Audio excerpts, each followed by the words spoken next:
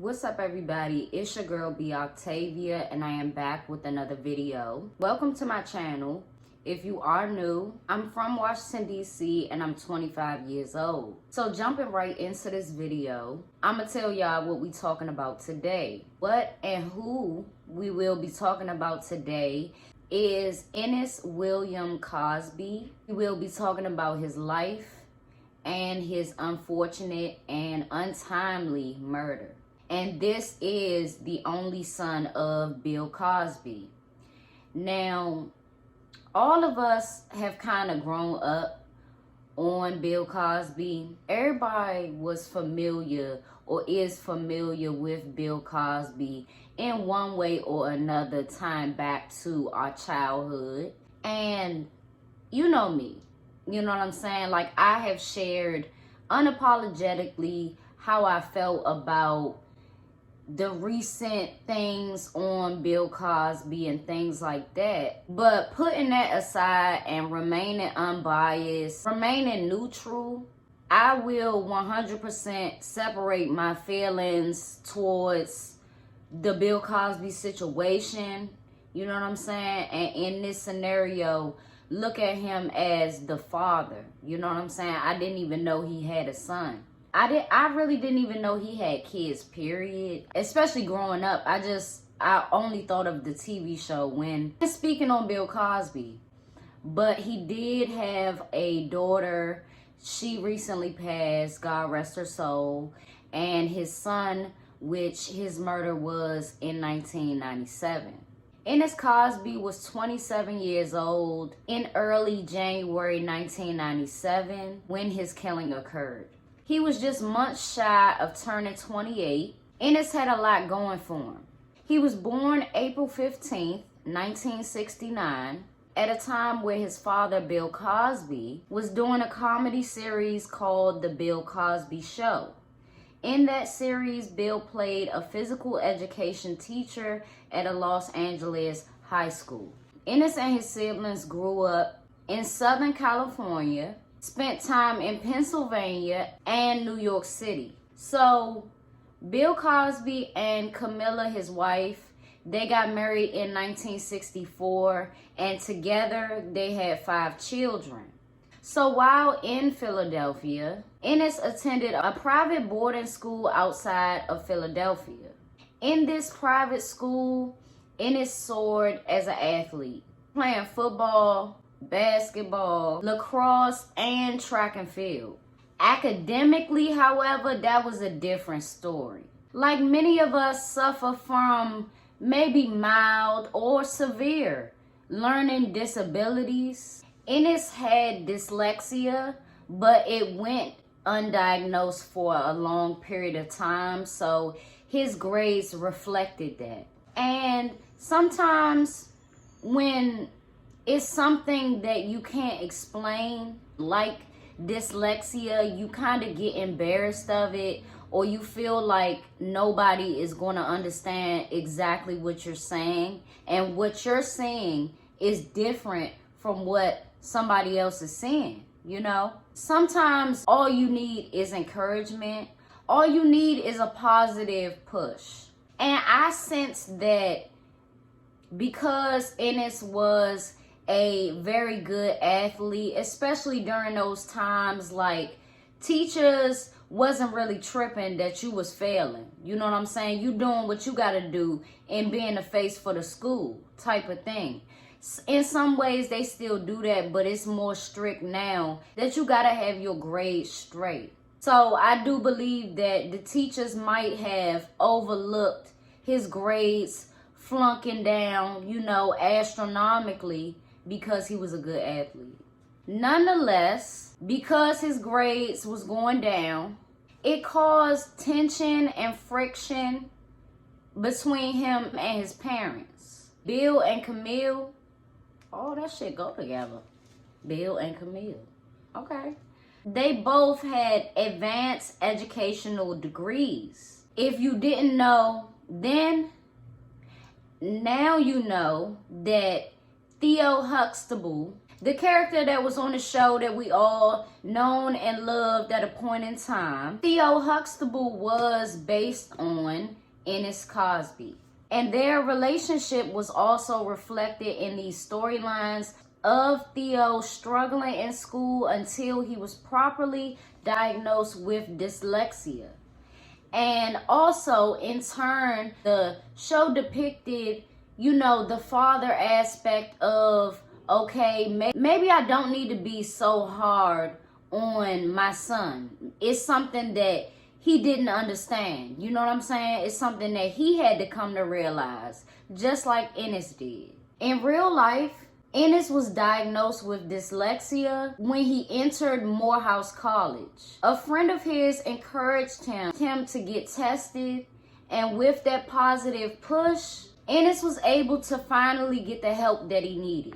Spending a whole summer in Vermont, going through intensive academic testing and training, and he did so at a private university that was built for students with learning disabilities. After undergoing training, Ennis returned to Morehouse College. Once back at Morehouse, Ennis Cosby made the dean's list, and his grade point average jumped from a 2.3 average to more than a 3.5 average. In 1992, Ennis earned his bachelor's from Morehouse College, and then followed up in 1995, receiving a master's degree at Columbia University. In his free time, between getting degrees, you know, doing this thing, Ennis tutored elementary and high school students, especially with learning disabilities.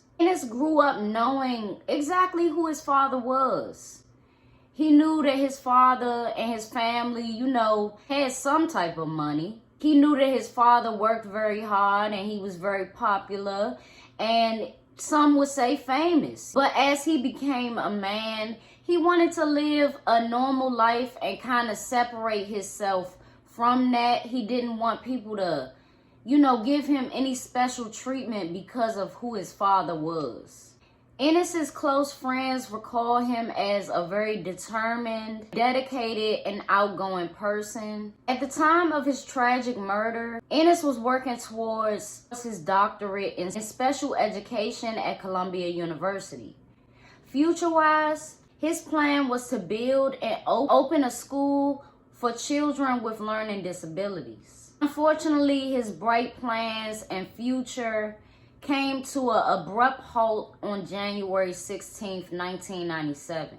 Ennis Cosby was on winter break. On winter break, he went to LA until his break was up. Around 1 a.m., it was said that he was visiting friends in the city, driving north on Interstate 405 when his tire went flat. He pulled off the freeway to fix his Mercedes-Benz tire. He called his girlfriend and she drove to meet him. She arrived and parked her car behind him with her headlights on for more light so he can see what he was doing. His girlfriend later testified how this horrible scenario took place. She said that the suspect first came to her window and said, "Open the door or I'm gonna hurt you." Scared for her life, she urgently drove away.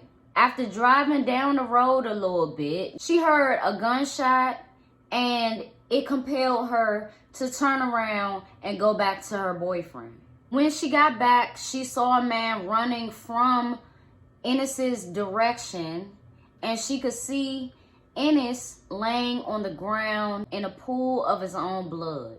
He was right by the driver's side of his vehicle. He had been shot in his head and pronounced dead at the scene. Now, in doing research for Ennis Cosby, I did find several pictures that, I mean, whoever took those, you know, shame on you for even, you know, but there are very gruesome pictures of his deceased body and, you know, the result of that gunshot. And it's very unfortunate that that can be something that can be searched, that can be something that can just pop up, you know. Didn't want to see it, but that's the rawest form of tragedy, you know. You can't just talk about it and not see the end result of it. God rest his soul. This was a random crime. He was not targeted. In the end, he still had on his Rolex and he still had $60 in his pocket. So although it would have been a robbery, it was just a murder. Plain and simple. And for no reason. Buddy didn't get nothing out of it, you know, nothing. Pure stupidity. So Bill Cosby was actually on set at CBS filming in New York when he was informed of his son's death. Ennis William Cosby was killed on January the 16th, 1997, and just days later he was buried by his family. The governor of California announced shortly after Ennis's murder that it was a $50,000 reward for information leading to the arrest and conviction in Ennis's murder case. Just as the Cosbys were grieving a major loss, people still took the time out to bash their family, to bash Bill Cosby, and it was for the littlest things. People like Governor Pete Wilson came out asking questions and saying that it wasn't right, that Bill Cosby wasn't putting up his own money towards the reward for an arrest. So this how it went. The city of LA and the LA County, they put together money that equaled $50,000, and it was announced by the governor of California. Now, this reward was said to be coming out of taxpayers' funds, okay? So Governor Pete Wilson was saying that taxpayers shouldn't have to put their money into so-and-so's murder case just because of who his father was and things like that. Really nasty stuff. Bill Cosby did not clear the city of Los Angeles or the LA County to put together this reward. But even so, Bill Cosby had to get involved after being ridiculed in a time like that. And he requested personally that taxpayers' funds not be used as a reward, you know, not be used towards the reward in his son's case. From what I've seen, that request was accepted. You know what I'm saying? They had to withdraw their reward. And of course, after that, Governor Pete Wilson came out apologizing and what have you. The department and city wanted to take a burden off of the Cosby family, and it should have been respected as such. But that just kind of goes to show you that if you are of a certain status, it don't matter if it's good or bad, that you get ridiculed. And even when it's like really bad, you know, it's actual photos circling around, and I could only imagine how they broadcasted those horrendous pictures of that crime scene back in the day. You know what I'm saying? To even take a picture like that, for it to even get out, disgusts me. But you know, should nobody had nothing to say. Should nobody had nothing to say, because if it was somebody else's murder case and cities are putting up rewards, don't nobody say that. Don't nobody say, oh, that's not right. That shouldn't come out of taxpayers' money just because he got money. That's not the point of it. You know what I'm saying? Not the point at all. He lost his son. If they wanted him to put up the money, I'm sure it would have been a conversation between the departments and him. You know what I'm saying? As they do with other people, with other families. I don't think that them using taxpayers' funds was some sort of favoritism for Bill Cosby. I think that they should, you know, put together the funds. I'm not necessarily saying it got to come from taxpayers, but every family deserves the right to find out what happened to their loved one and find the killer, make sure that they get sentenced and they get their day in court, you know, of judgment. So that's just how I feel on that. 2 newspapers, including the Globe and the National Enquirer, they put up an equal of $300,000 for information in Ennis's case, and those offers were not withdrawn, okay? So those were even bigger than those departments, right? So that's pretty good. As a result of Cosby's high-profile case, police started to receive tips and names almost immediately. That police was receiving up to 800 calls and were investigating thoroughly. Within the list of names lied the name Mikhail Markasev, an 18-year-old immigrant from Soviet Ukraine. He immigrated to the U.S. with his mother in 1989. The National Enquirer received information from an acquaintance of Markasev's, which led to his arrest in March of 1997. Somebody who crossed paths with Mr. Mikhail felt compelled to speak to police about what he heard, you know. His trial ended in July of 1998, with the jury taking less than 6 hours to find Mr. Mikhail guilty of murdering Ennis Cosby. It was said that Mr. Markasev smiled briefly as the verdict read guilty. Guilty of first-degree murder and attempted robbery. His sentencing was scheduled for August 11th, 1998, where he was facing life in prison. On his sentencing day, he received life without the possibility of parole, plus an additional 10 years in prison. As the years passed, Markasev's real and true feelings, in my opinion, towards what he had done was slowly but surely revealed in several jailhouse letters that were confiscated. In those letters, it was said that he was bragging about the killing, shooting that N-word, okay? N-word with the strong ER. Since he chose to go to trial, that would mean that he pled not guilty or what have you, okay? And to me, that means that a person who has a lot of evidence against them and they know the right thing to do, but they still want their freedom. They still just thinking about themselves. It's a lack of accountability when a person does that after causing so much pain and mayhem. But hey, you know, that's what a trial is for. But since going to trial and being sentenced, he ain't like his sentence. As many felons, you know what I'm saying? As many folks out here that's in the judicial system like that, okay? He put his appeal in motion, proclaiming his innocence and how he was set up to be the fall guy.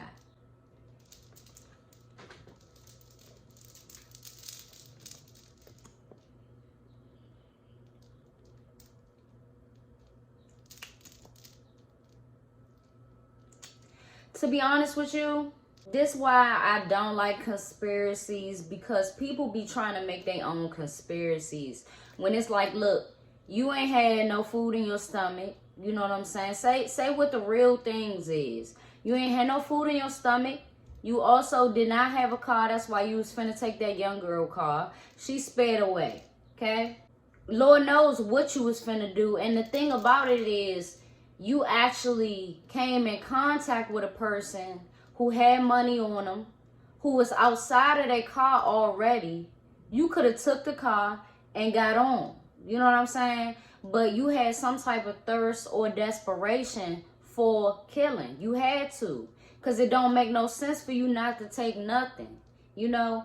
But there you go, making conspiracies Talking about you was the fall guy, you ain't did nothing.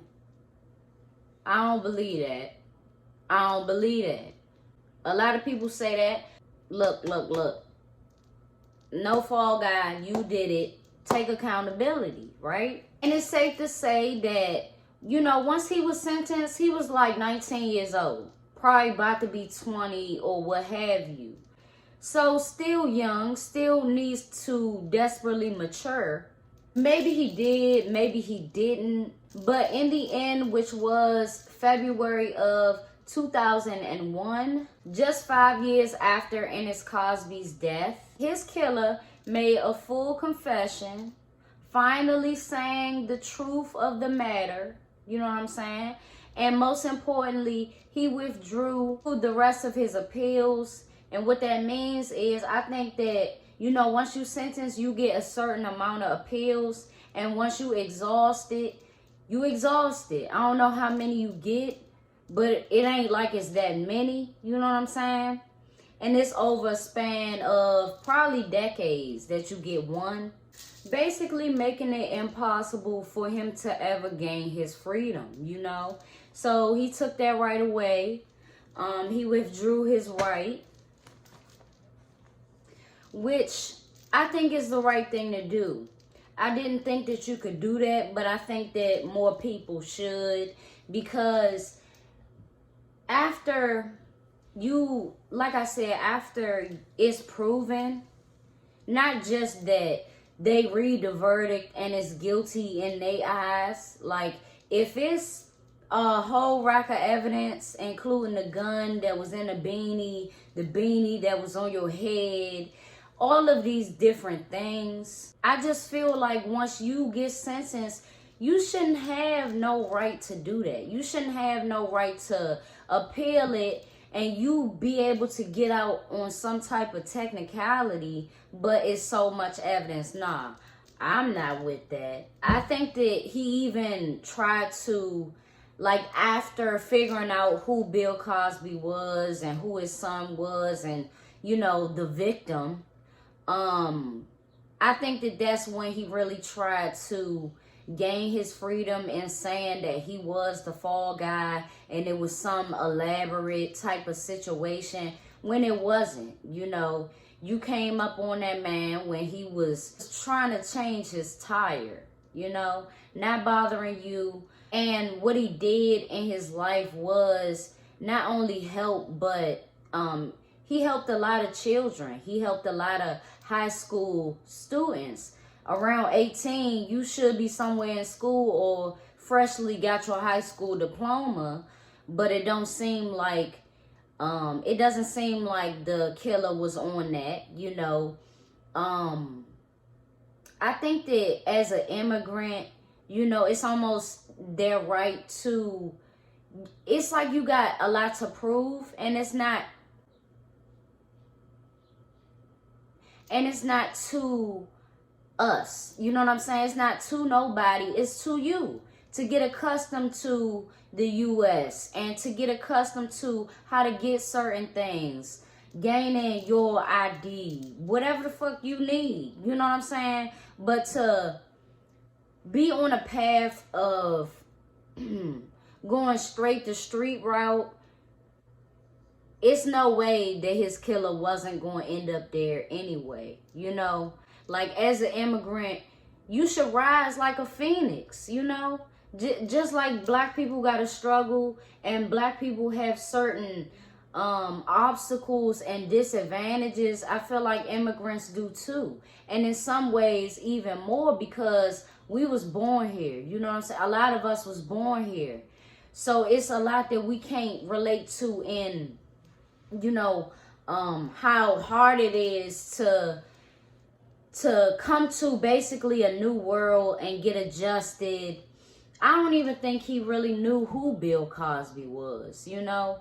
Who's to say that he had somewhere to lay his head at night? Definitely probably didn't have no TV if he was out doing that. But it just don't make no sense that, you know, the only thing that Ennis was robbed of was his life. And that was very valuable and he could have been The best teacher in the fucking world, you know? It's those people that have struggled majorly with learning disabilities or physical disabilities that end up being the most successful people in the world.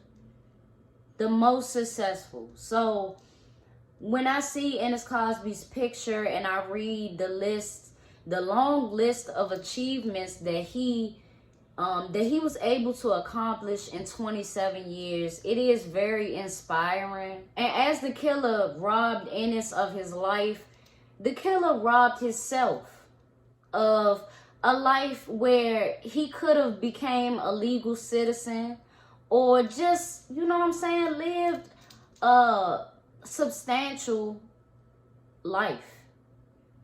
He robbed himself, you know. When you have so many disadvantages against you, you don't do that to good people. You don't do that to a person that will probably reach in their pocket and give you the money that they have. To a person that would probably be like, oh, I can see the desperation in your eyes. I will step to the side, give you the car. But how am I going to give you the car and I'm trying to change the tire? So, you know, it's baffling, to be honest. People do things for nothing, literally nothing, and they rob themselves. I don't even think he, you know, maybe he realized that it only looks worse on you to appeal a decision that was made, and it was made rightfully so. So, with all of that being said, I'm going to end this video like that. Rest in peace to Ennis Cosby, and also rest in peace to Erica Cosby, Bill Cosby's daughter.